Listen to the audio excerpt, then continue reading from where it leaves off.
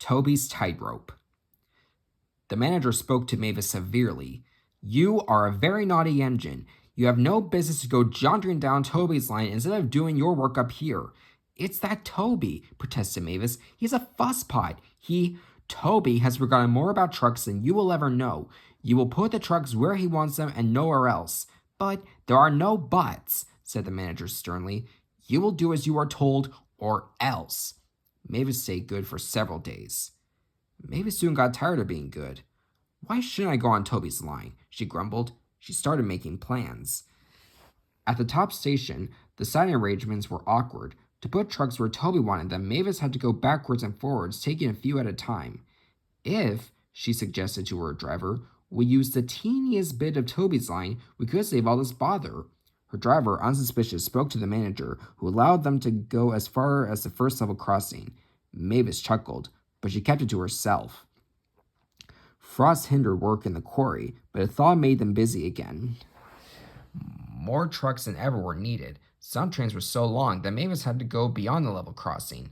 This gave her ideas, and a chance to go further down the line without it seeming her fault. Can you keep a secret? She asked the trucks. Yes, they chattered. Will you bum me at the level crossing and tell no one I asked you? The trucks were delighted and promised.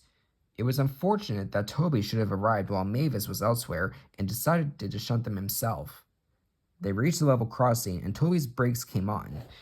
This was a signal for the trucks. On, they yelled, giving him a fearful bump. His driver and fireman, taken unawares, were knocked over in the cab, and before they could pick themselves up, Toby was away with the trucks screaming and yelling behind him. What none of them realized was that with the warmer weather, melted snow from the mountains had turned a quiet stream into a raging torrent, and that the supports of the bridge they were approaching had already been undermined. Toby and his crew saw it together. The bridge vanished before their eyes, leaving rails like tie ropes stretched across the gap. Beep, beep, beep, whistled Toby. His driver, still dazed, fought for control. Shell regulator, reverser hard over, full steam against the trucks.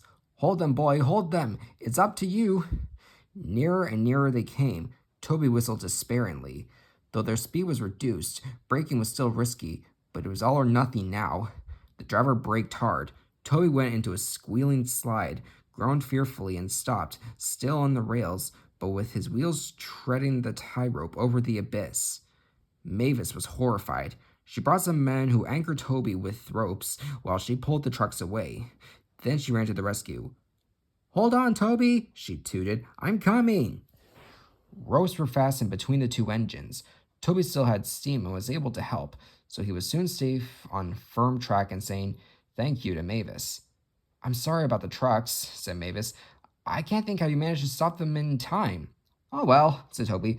My drivers told me about circus people who walk tight ropes, but I just didn't fancy doing it myself. The Fat Controller thanked the manager and his men for rescuing Toby from his tightrope. A very smart piece of work, he said. Mavis did well too, I hear. Mavis looked ashamed. It was my fault about those trucks, sir, she faltered. I didn't know. But if I could what? Smiled the Fat Controller. Come down the line sometime, sir? Toby says he'll show me how to go on. Certainly, if your manager agrees. And so it was arranged. Mavis is now a welcome visitor at the Farquhar shed. She is still young and still makes mistakes, but she is never too proud to ask Toby, and Toby always helps her to put things right.